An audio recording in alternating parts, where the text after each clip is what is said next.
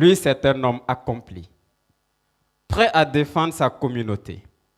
C'est un acupuncteur qui a compris que le développement de nos pays ne sera accompli que si nous travaillons ensemble. Mesdames et messieurs, voici Monsieur Désiré Yamego de Happy Savannah.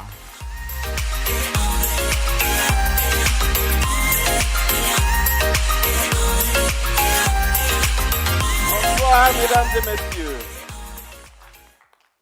Je veux construire un monde meilleur. Est-il possible? Je dis oui. Je dis oui. Mais pour le réaliser, il faut d'abord que nous puissions nous départir d'un certain nombre de préjugés qui peuvent être des freins à notre action. La pauvreté est-elle une fatalité? Je dis non. Non. Elle est très souvent dans nos têtes. Dans nos têtes. Mais tout simplement parce que nous ignorons que beaucoup de richesses nous entourent. Si beaucoup de richesses nous entourent, soit c'est par ignorance que nous doutons, soit c'est par manque d'audace, soit c'est par peur d'agir. C'est par peur d'agir. Mais pour agir, il vous faut un certain nombre de convictions. De convictions. Ce que j'appellerai, et que j'appelle souvent, de principes. Et mon premier principe, c'est d'abord être positif dans la vie. Être optimiste dans la vie. Devant les difficultés, savoir positiver. Deuxièmement, il faut savoir bâtir des relations durables et sincères vis-à-vis de l'autrui. Et j'aime dire de façon simpliste que lorsque vous vous croyez plus malin que celui que vous avez en face de vous, ce dernier vous montrera qu'il est 10 fois plus malin que vous. Et à partir de ce moment-là, donc, apprenez à marcher ensemble. Et enfin, il faut vous armer d'un cœur pour les autres, d'un courage, d'une abnégation, d'un esprit de partage et de solidarité. Moi, dans ma vie, fort de ces principes, fort de ces convictions, j'ai eu de grandes rencontres. De grandes rencontres qui ont marqué ma vie. Le premier, vous le verrez peut-être à ma droite, c'est mon ami d'enfance, Pierre Landron. Cela fait 43 ans que nous sommes des amis. Nous nous sommes connus chacun avait l'âge de 12 ans. Lui en France, moi au Burkina. Vous le voyez, il est en action. Cet homme m'a convaincu que l'apiculture pouvait effectivement être une activité qui puisse aider son homme. C'est grâce à lui que j'ai connu l'apiculture. La deuxième personne, je crois que pratiquement tout le monde le connaît. Et surtout les Burkinabés de ma génération. J'étais étudiant quand j'ai connu ce jeune président. Convaincu d'un certain nombre de valeurs pour son peuple. La justice sociale. Et surtout, une phrase qui m'a marqué toute la vie.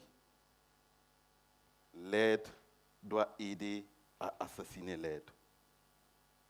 Comment se développer si nous devons être dans un esprit d'assistanat? Je dis non. Et enfin, M. Pierre Duponchel,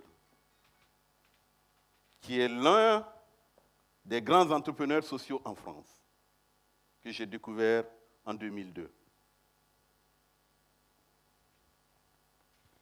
En 1984, ce jeune ingénieur, il a renoncé à sa carrière personnelle pour aller au service du plus pauvre.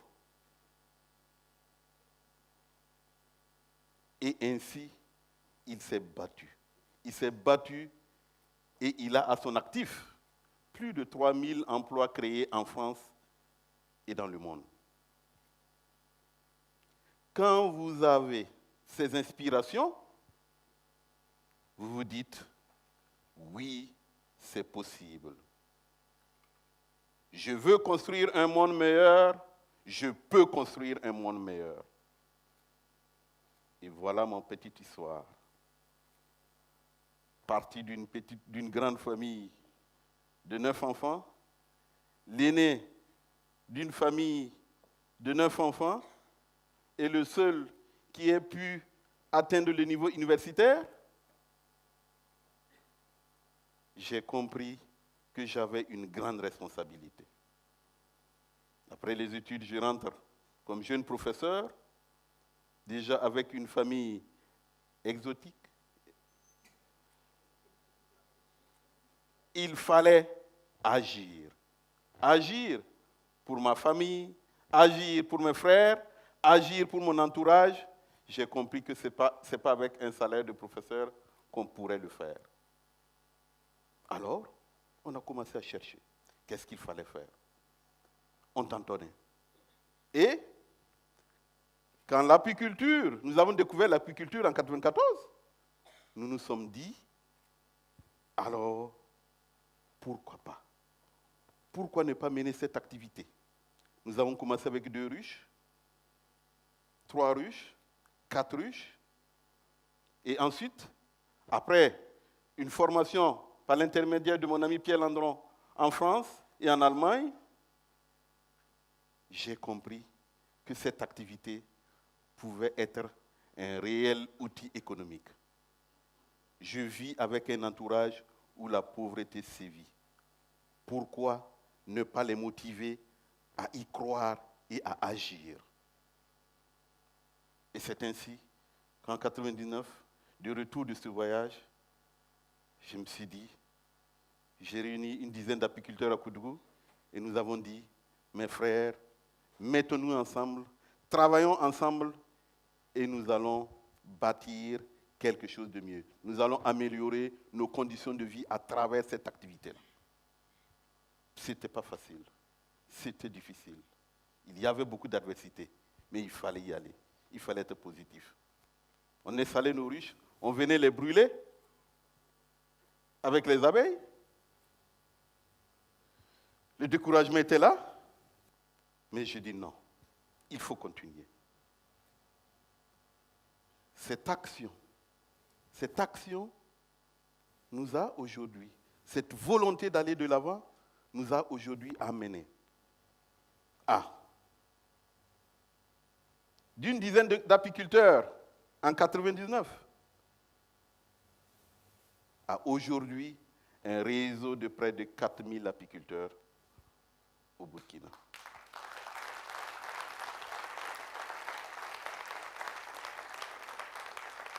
D'un emploi en 2003 à la mise en place du premier centre apicole à Koudougou, à 87 emplois permanents.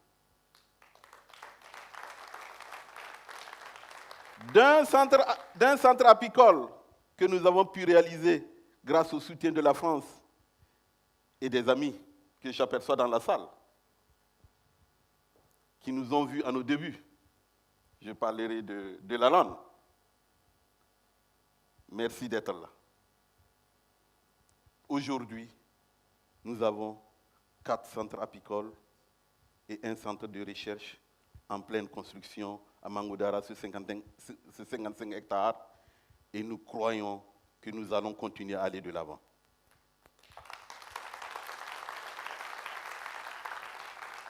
d'une tonne 400 kilos de miel en 2003 à l'inauguration de notre première miellerie. En 2017, nous en étions à 144 tonnes. Je ne parle pas de 2018 parce que nous sommes toujours en cours. Pour dire que c'est possible quand on le veut. C'est possible quand on le veut. Sur le plan institutionnel, également, il y a eu des avancées. Et c'est ainsi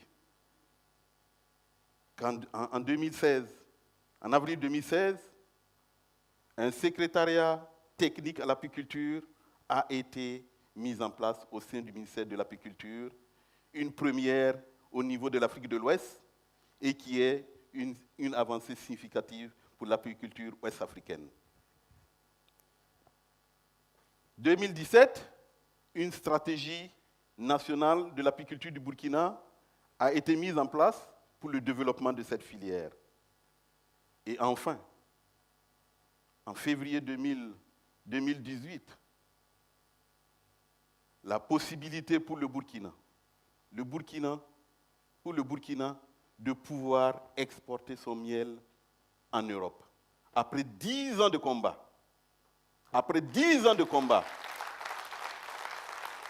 je me rappelle que en 2008, je suis arrivé au ministère du Commerce extérieur pour dire que le miel du Burkina était refusé. On me dit que ce n'est pas possible. On se renseigne, on dit Désiré, c'est trop compliqué, on n'y peut rien. Mais l'abnégation, l'optimisme et la volonté d'agir ensemble nous a amenés à être l'un des pays à pouvoir exporter en Europe depuis cette année, l'un des pays de l'Afrique de l'Ouest. Mais c'est ensemble. Ce n'est pas Désiré seul. Et quand je vois ces apiculteurs qui, lorsqu'ils reçoivent de l'argent à travers cette activité, nous en sommes fiers. Fiers d'avoir contribué à réduire la pauvreté. Mais devons-nous nous arrêter là, à seulement une action économique? Nous nous sommes dit non. Comment allons-nous faire pour soutenir nos jeunes frères, soit qui n'ont pas eu la chance d'aller à l'école, soit les parents sont dans une situation économique difficile et ils n'arrivent pas à aller à l'école. Et c'est ainsi qu'avec des amis, nous avons travaillé à créer sur Koudougou un espace culturel dénommé Village Lafi, avec une bibliothèque pour permettre aux enfants en situation difficile de pouvoir avoir accès aux livres. Un cyber pour permettre à tous les jeunes d'avoir accès au tertiaire. Une troupe de danse pour permettre aux jeunes qui n'ont pas pu aller à l'école, mais qui ont des valeurs culturelles, de pouvoir les exprimer et de pouvoir en vivre. En 2016, ils ont été les deuxièmes en danse traditionnelle à la SNC Bobo. Et enfin, des ateliers et un centre d'éveil. Mais aujourd'hui, nous comprenons que notre jeunesse a des difficultés. Nous avons été très souvent moulés dans un milieu scolaire où, quand on va à l'école, on rêve seulement du bureau. Je dis non. On rêve de la 4x4, comme le disait un de mes prédécesseurs à la télé tout de suite. Je dis non. Oui et non. Non, parce qu'il faut savoir utiliser la tête, utiliser l'intellect pour travailler des 10 doigts.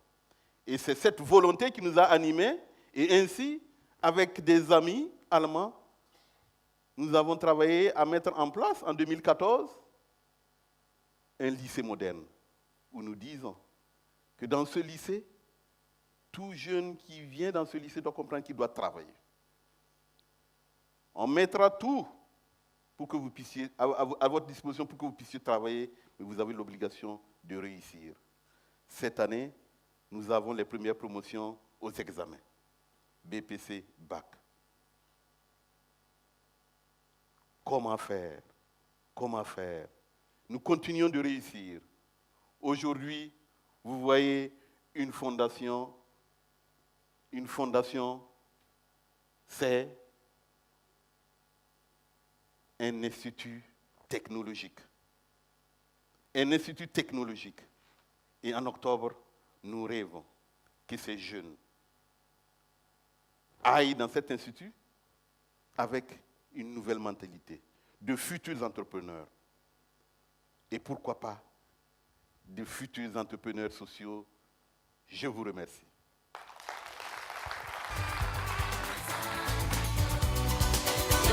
Monsieur Désiré Yamego.